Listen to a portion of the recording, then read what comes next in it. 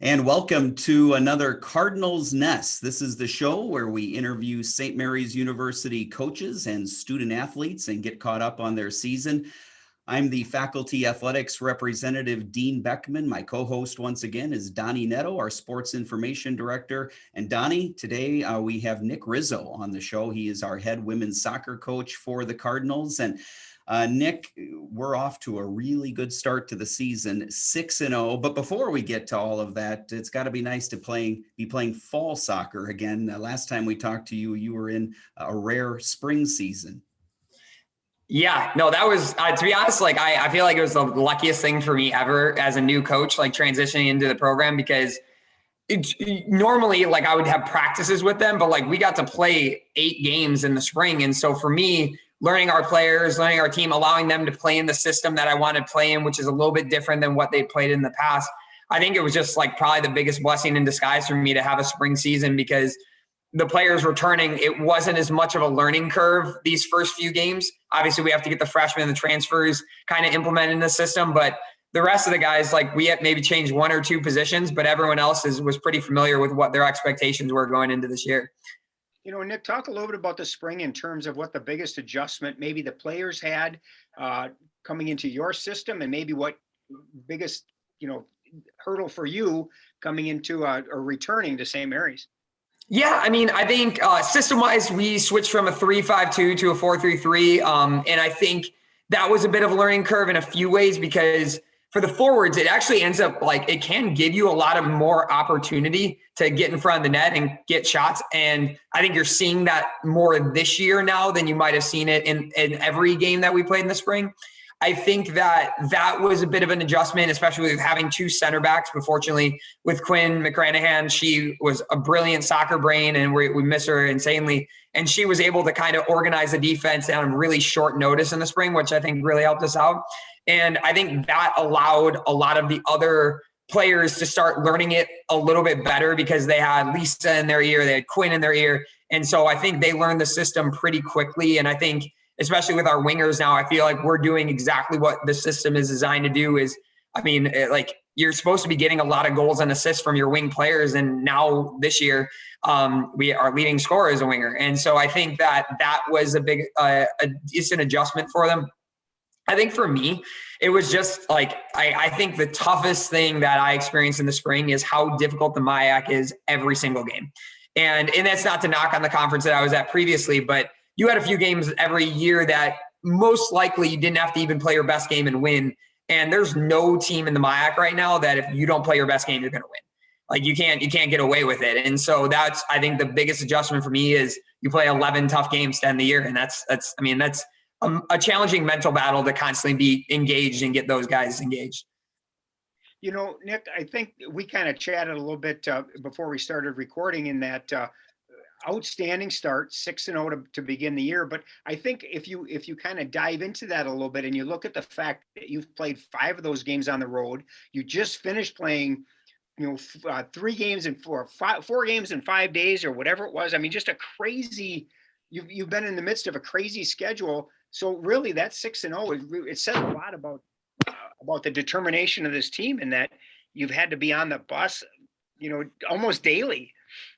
Yeah, I think our players are ready to be done with it, to be honest, or at least take a little break. So it's, like you said, three games on the road in the last 4 days. We went Saturday, Sunday, had a break Monday where we obviously had to practice, and then came out here and played Carleton again on Tuesday. And so I think our players are really excited for a home game. I think everyone plays better at home. And I think the fact that we've been able to get results on the road speaks really well to our team and how much they have just been able to adapt to any difficult situation that's been thrown at them. And so for us, it's been a long, we've spent, I don't even know how many hours in the bus already this year, but I think we're ready for a few game homestand, which we get coming up, which we're really excited about. Well, and some of those early games too, Nick, you've had a pretty good variety of outcomes. You won all 6, but some of them were very close, 1-0 contests, and then you won another one 11-0. So you have a good sense now for how your team's going to react in a lot of different situations. Yeah, no, for sure. Fortunately for us, and hopefully this keeps up, we've been able to get on teams pretty early for the most part outside of I think almost every game we've scored in the first 15 minutes. which has been huge. I think that obviously gives us a lot of confidence and a lot of momentum. And so I think for us going against a co where it took us 75 minutes to score a goal and it's a PK, I think just kind of shows the resilience that we have. I think that especially even against Carleton yesterday, when we didn't particularly have the best first half, we kind of have this bend, don't break mentality defensively where we're going to try to make things really, really difficult on teams and limit shots and limit opportunities. Even Carleton, they outshot us yesterday by, I think, like 6 or 7, but of their 18 shots, 16 of them were outside the 18. And that's what we want. We don't want high percentage shots on our goalkeeper. And so I think, yeah, our team is played in a lot of different contests. I mean, we'd love to score more goals every single game, but I think the fact that we still haven't conceded 6 games in, I don't think I could have predicted that to start the season. I thought our defense was really good, but we have new players back there too. We have a transfer starting at center back right now. We have a center mid starting at right back. And so I think just the way that we've been able to come together and really organize ourselves has been very good. Now I hope this never happens and you go a complete year, but how important will it be for you to make sure your players react when you do give up a goal? Because like you said, you haven't given up a goal in 6 games. So really this, when somebody does, or should somebody score on you, that's going to be a whole different feeling for them. Yeah, no, for sure. And I was fortunate to play a part of a college team that one year we only gave up 6 goals in the entire 25 game season. It was kind of crazy. But yeah, like then we finally would give up one and we're like, it would just be like, wait, that's allowed to happen. Like they're allowed to do that. And I think we've talked with our center backs a lot. We're under no assumption that we're going to get through the next 14 games, 50 or 13 games with shutouts every single game, maybe. But I think they know that soccer is a game that has ebbs and flows. And so we've talked to our center backs and our goalkeeper and be like, yeah, at some point it's going to go in, like just huddle up to after the game, slow the game down, or huddle up after the goal, slow the game down and get back into it. Because the nice thing for us, which I think is a little bit different this year for us from the spring maybe, is I feel like we have a lot of weapons and I feel like we can score more frequently than we've been able to score maybe in the spring. And so for us, I think it gives our defense a little bit confidence that it's like, okay, like the offense, even if we give up one, the offense is going to get us back. Like they're not just going to let us sit there. And again, there'll probably be a game we get shut out eventually too, but hopefully not. So I think that gives the defense a little bit of solace knowing that like they don't have to shut out every opponent for us to win. I think that was a great point, and it was going to be a question that I was going to ask you. In that you this year you have a ton of weapons. You look at the spring, and you look at the previous years. Jordan has had to carry the brunt of the offensive load. This year she doesn't have to do that. It's got to make it a little bit less stressful for her. Not knowing that she doesn't have to carry the load, but 2, it's got to be nice as a coach to know that you can rely on more than just one person to put the ball in the net. Yeah, and I think like the nice thing is, and I talked to Jordan about this because, and she's like, I don't hesitate to say this because she knows it. Like she hasn't had the start of the season that she's wanted to have, but that doesn't mean soccer for forwards is a game of ebbs and flows. You will go 5 games without scoring, and then you're going to score the next 7 in a row. And Hattie's in her hot moment right now. Hattie scored 5 of the first 6 games, 6 goals in 6 games, But like with the forward position, it's just some days the opportunities are there. Some days they're going in, some days they're not. And so I think for us, it's just reassuring to know that even if our top player, our top scorer isn't in form right now, she doesn't have to feel that like that's the only way we're going to win a game. And everyone else doesn't have to feel that that's the only way we're going to win a game is if Jordan scores. And so I think Hattie having 6 goals, Brooklyn, a freshman coming in and having 4 already and scoring 3 of the first 6 games, and Kaylee getting a goal, Michaela scoring in a PK, Abby Missouri getting one to start ripping. I think it just allows us to, again, just know that like at the end of the day, it's something's going to happen and we're going to get on a counter and we're going to get something special. And so for us, it's been nice just because I feel like it makes us more difficult to defend too, because you have to deal with not only our first line of people, but our second line of people as well. Nick, you brought up a lot of the athletes that I wanted to get to. There was one name, though, that you didn't mention, and it's because sometimes I think not only in the classroom can she be a little bit understated, but maybe on the soccer pitch as well, and that's Cassie Ariaga. And I know she's a key contributor and is off to a great start this season with 3 goals already. Yeah, and 3 assists. They missed one at Ripon that she should have had. Yeah, Cass, the best thing about Cass this year is we're playing her in a brand new position. She has been a forward for her entire college career. She played a little bit of midfield in high school and in club, and we talked through it. But Cass is playing as our attacking mid right now, and just does everything right. You know, she's a player that wins a ton of 50-50s. She's super smooth on the ball, and she's just a good leader out there. She might not always do with her voice, but I think she just gives us that comfort and that calmness when she's in the game. And I think for us with her in that spot, I just think it just gives us that additional level of comfort and ball winning and things like that, where she just brings something different than like a Mary Loy would have, in that, like, where Mary Loy had all these great qualities too. Cass is just a little bit different, and they're both really special in their own ways, but Cass has been amazing for us in that position so far this year. Nick, how do you keep your team grounded? I mean, 6-0, you're looking to, you go up against St. Ben's on Saturday, you got Platteville on Sunday or on Monday. And, no team in St. Mary's since 2005 has gone 8-0 to start a season. How do you keep your team grounded and make sure that that they focus on Ben's and not get all caught up in being 6-0? Yeah, I mean, I think our players had good perspective. I think outside of yesterday, that was a game that we probably didn't know. Like, I don't think we thought we were going to lose, but it's probably not a game that we're like walking in and be like, that's a game we should win 10 out of 10 times. Whereas I think the other ones, I think they have good perspective. Whereas, like, if we played our game against those first 5 opponents, we should be winning those games with the quality that we have. And so I think that they're just excited to, like, yeah, obviously it's fun to be 6-0, but I think they also understand that for us, there's bigger things coming. And for us, if we get Ben's on Saturday, I mean, that puts us 2-0 against 2 playoff teams, most likely. I would be very surprised if Carleton and Ben's aren't in the playoffs come the end of the year. And so I think for us, it's more of a just get to the next day. And I think we're excited. We want to keep getting shutouts, and we want to keep having people find the back of the net. And so I think that I think they're doing a good job of getting not too caught up into it. I don't think any of them are like getting big heads at this point. I think they just want to go get the next win.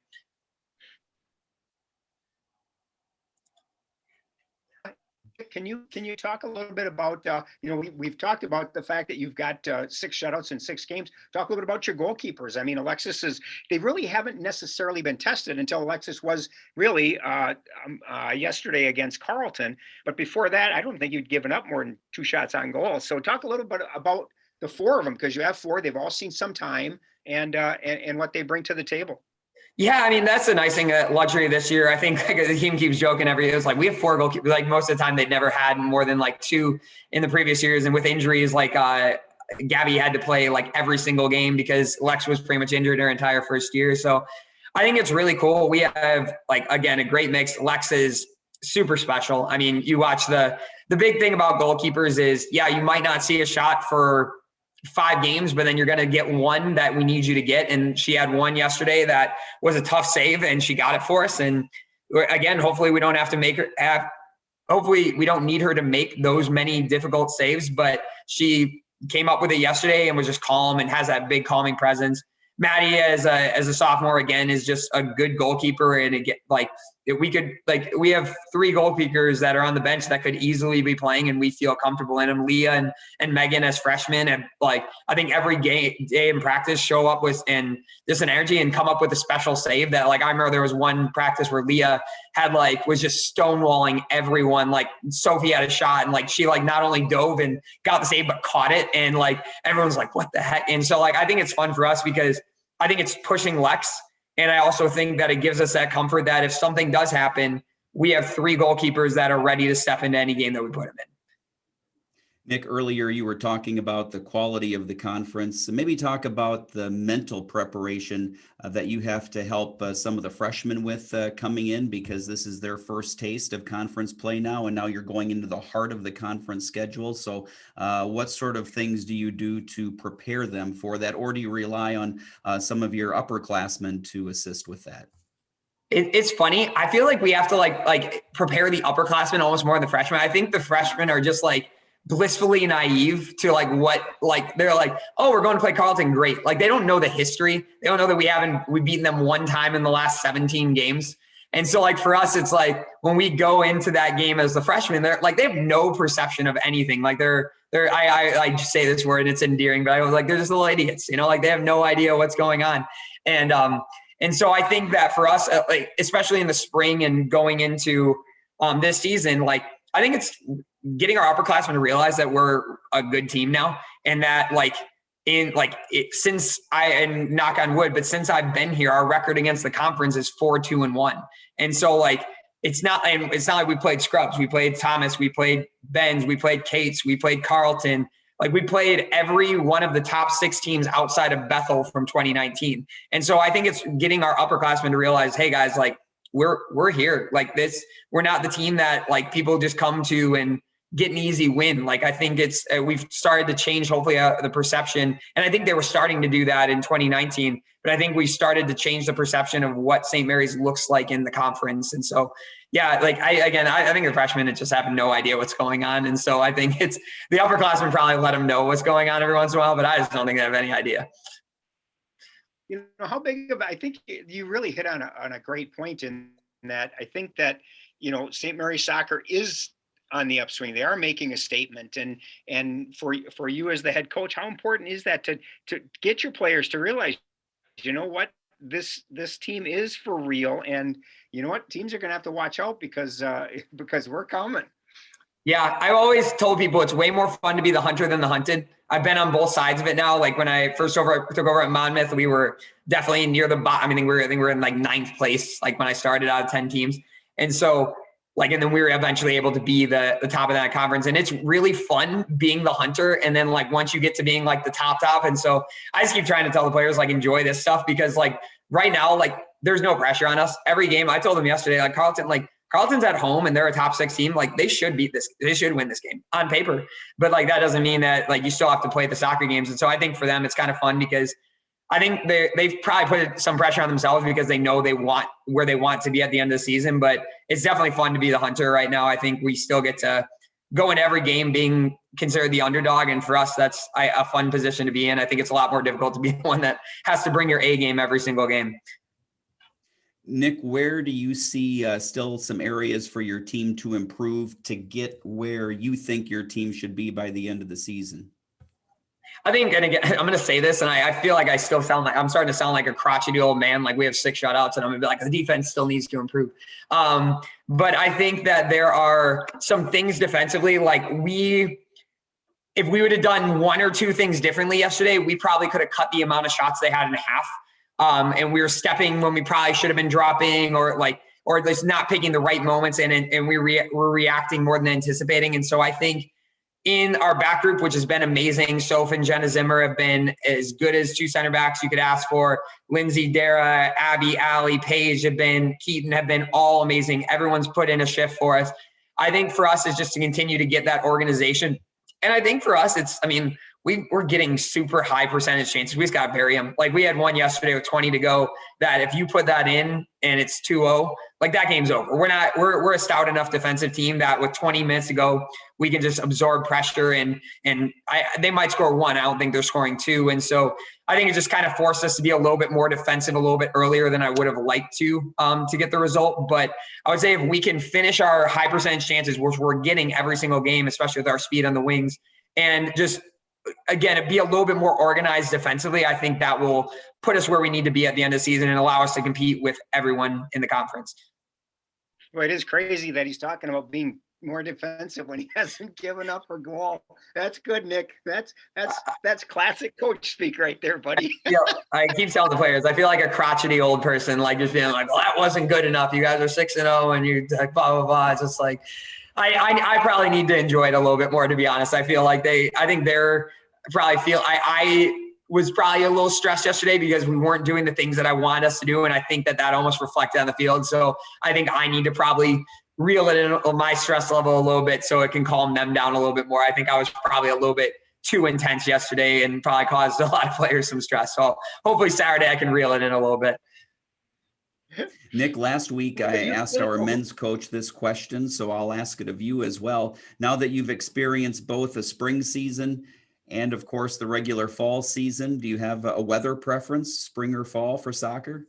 We haven't gotten to the bad part of the fall yet, so I will say fall so far. I will say it's a lot easier to prep outdoor for your season and gradually get to the cold than to prep indoor for a season, like baseball and track and softball and all of them have to do like everything indoor small sided reps, things like that. And I think it's a lot easier to be able to go big sided pretty quickly.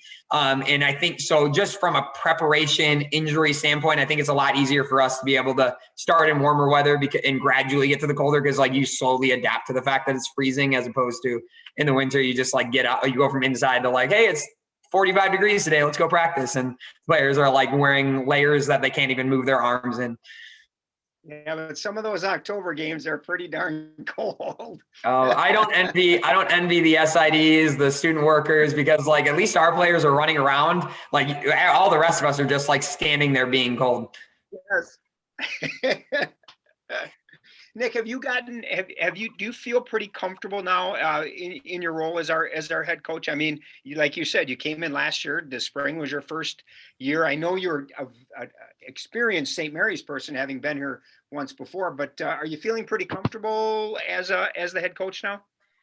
Yeah, I don't know. I don't know if I'm ever going to feel like fully comfortable as head coach. I feel like every time you like think you have everything figured out, that everything changes. And so I think where we're at, I'm super happy to be where we're at as a program. I think that like within the conference and like within the school, I think it was great yesterday. Like I got a bunch of texts from coaches and people after the game, be like, hey, that's a big win. Like, and so it's just kind of cool. I'm starting like COVID kind of prevented that sense of community right when I got here, because like we couldn't see each other or be in the same room as people. And so I think for me, it's been a lot of fun these past few weeks where COVID's obviously still a very impactful thing, but it's starting to feel like I'm getting more of that community sense with the coaches and you guys and the players and stuff like that. And I think that that's been a really fun experience for me, because I like being able to go to baseball games, basketball games, and like know the players, like not just like cheering them on, but like